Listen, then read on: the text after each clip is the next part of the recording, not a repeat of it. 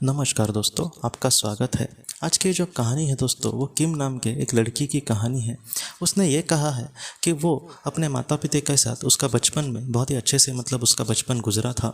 जब वो 12 साल की थी तब उसके जो पिताजी थे उनको एक बीमारी हो गई दोस्तों, और वो इस दुनिया से चले गए। और उनके जाने के बाद दोस्तों, उसके जो चाचा थे, अपने उसके पिताजी के जो बड़े भाई थे, उन्होंने उनका सारा घर वगैरह प्रॉपर्टी लूट ली दोस्तों, अपने ही नाम पर करवा ली। और कहीं ना कहीं अपने ही घर से उस किम को और उसके माता को घर से बाहर निकाला। उसकी जो माँ थी दोस्तों, इन सारी चीज़ों से पूरी तरीके से टूट गई, लेकिन अपने बेटे की वजह से वो कहीं ना कहीं ज़िंदा थी। और उसके बाद दोस्तों, किसी एक छोटा मोटा एक मॉल में वगैरह वो काम करने लगी। और उसके बाद दोस्तों, उसने अपने बेटे को किसी तरीके से पाला और बड़ा किया। किम जो थी दोस्तों, हमेशा यही सोचती थी कि जो मेरे चाचा थे वो मेरे जीवन के सबसे बड़े दुश्मन हैं। अगर मुझे बस चलता तो मैं सच में इनका बहुत ही ज़्यादा कुछ बुरा करती। वो हमेशा अपने चाचा को वो यही सोचती थी कि इस इंसान का कभी भी कुछ भी अच्छा नहीं होना चाहिए। बाद में किम ने अपनी किसी तरीके से पढ़ाई पूरी की, और वो एक अच्छी जॉब को लगी, और बहुत ही अच्छी से अब उनकी ज़िंदगी चल रही थी। पहले जो भी उन्होंने दुख सहे थे उसका एक अच्छा फल बाद में उनको मिला, और वो और उसकी माँ बहुत ही खुशी से ज़िंदगी जी रहे थे। और बाद में दोस्तों, एक दिन किम को पता चला कि उसके जो चाचा थे वो अब इस दुनिया से चले गए। और किम को बहुत ही ज़्यादा उस वक्त यही लगा कि इस इंसान ने हमेशा हमारे साथ बुरा किया है, वो बहुत ही बुरे जगह पर जाना चाहिए। सच में अगर वो ज़िंदा होते तो मुझे उनको देखने में भी गुस्सा आता था। अच्छा हुआ गया वो एक इंसान इस दुनिया से चला गया, भगवान उसको उस दुनिया में ज़रूर उनका इंसाफ करेंगे। तो इस तरीके से उसके विचार हो गए थे। और उसके बाद क्या हुआ दोस्तों, एक दिन जब किम अपने कार से जा रही थी दोस्तों, तब उसका एक बहुत ही बड़ा एक्सीडेंट हुआ। वो ये कहती है कि उस एक्सीडेंट में उसको बहुत ही ज़्यादा चोट लगी थी, और उस चोट लगने के बाद वो एकदम बेहोश हो गई। और जब उसको होश आया दोस्तों, तब अपने आप को एक अलग ही दुनिया में उसने पाया। वो जो दुनिया थी बहुत ही सफ़ेद रंग की, जैसे बहुत ही शुभ्र रंग की, एक बहुत ही रोशनी भरी ऐसी दुनिया थी। वो ये कहती है कि उस दुनिया में, उस बादलों में मुझे सच में बहुत ही खुशी हो रही थी। मुझे ऐसे लग रहा था कि जैसे कोई एक बड़ा राजा अपने बेटी को बहुत ही ज़्यादा प्यार देता है, वैसा वो जो निसर्ग था, वो जो कायनात थी, वो जो कुदरत थी, वो मुझे बहुत ही ज़्यादा प्यार दे रही थी। तो इस तरीके से उसको बहुत ही अच्छा, वो बहुत ही खुशनुमा एहसास लग रहा था। बाद में किम हमसे ये कहती है कि उसके सामने से उसने किसी एक प्रकाश को आते समय देखा। वो एक इंसान की आत्मा थी। किम ये कहती है कि उस इंसान को पहले तो मैंने अच्छे से नहीं देखा, लेकिन बाद में मैंने बहुत ही अच्छे से जब देखने की कोशिश करी, तब मुझे ये पता चला कि वो मेरे चाचा की आत्मा थी। किम ये कहती है कि जैसे पृथ्वी पर उनको मैंने कहीं दूर भी देखा, फिर भी मेरा ऐसा गुस्सा आता था कि मैं इस इंसान के साथ क्या करूं। लेकिन अब मैं जब उनको देख रही थी, तब वो भी बहुत ही अच्छे दिख रहे थे, और मुझे कहीं ना कहीं देखकर उनको भी कहीं ना कहीं पछतावा हो रहा था, वो उनके चेहरे पर दिख रहा था। किम ये कहती है लेकिन लेकिन मेरे मन में उनको लेकर यहाँ पर ज़रा भी गुस्सा नहीं था। किम ये कहती है कि जब मैंने उनको देखा तब मैं उनके पास चली गई और उनको पूछने लगी कि आप यहाँ पर कैसे। तब उसके चाचा ने उसको ये कहा कि बेटा, तुम्हें कुछ समय ही मिला है यहाँ पर आने के लिए, कुछ वक्त के बाद तुम्हें यहाँ से जाना होगा। मुझे यहाँ पर तुम्हें कुछ कहने के लिए भेजा है। किम उनको देखते ही रही कि आखिर वो क्या कहना चाह रहे।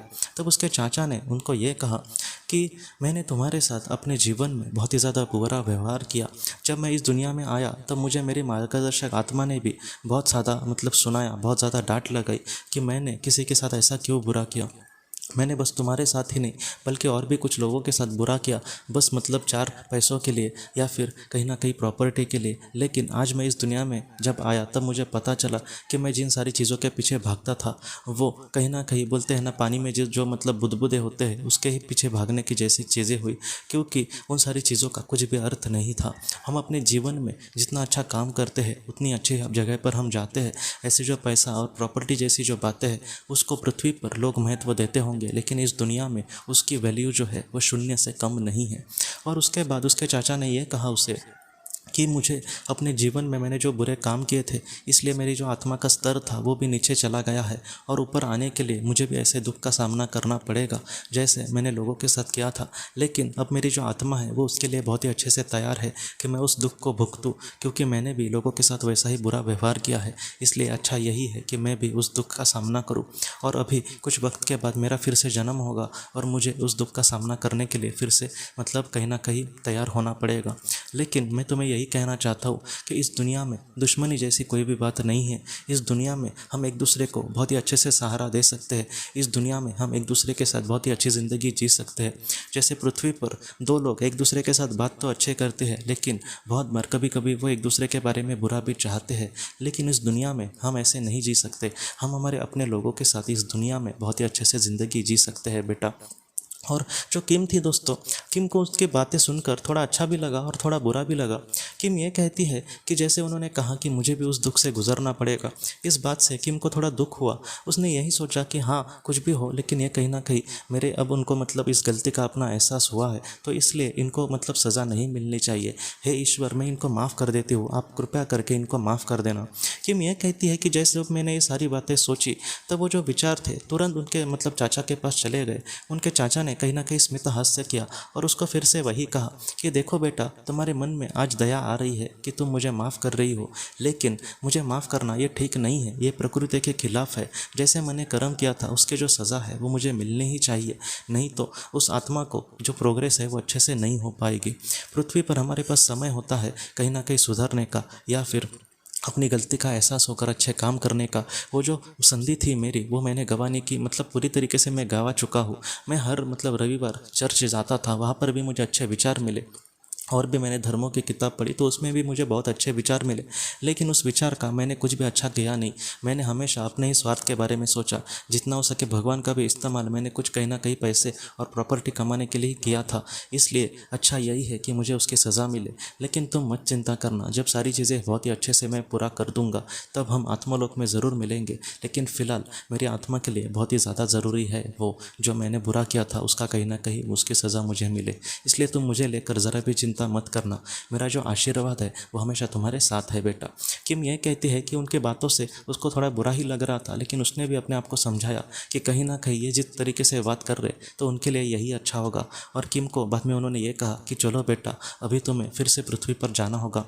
हमें इतना ही समय ईश्वर ने कहीं ना कहीं दिया था, इसलिए हमारे जीवन में हमें कुछ भी ऐसा नहीं करना जिससे इस दुनिया में आने के बाद हमें पछतावा हो। अपने जीवन में बहुत ही अच्छे से तुम आगे बढ़ना, और जो मेरा प्यार है, मेरी जो ब्लेसिंग है, मेरा जो आशीर्वाद है वो हमेशा तुम्हारे साथ है। किम ये कहती है कि उनके ऐसा कहने के बाद पूरा जो वातावरण था वो बदल गया और वो फिर से पृथ्वी पर लौट आई। पृथ्वी पर जब उसको चेतना आई दोस्तों, तब वो अस्पताल में थी, उसको एडमिट किया था। कुछ लोगों ने उसको मतलब वहाँ से कार से ये करके उस पर अस्पताल उसको लेकर गए थे, एम्बुलेंस को बुलाया था, और बाद में धीरे धीरे वो ठीक हो गई दोस्तों।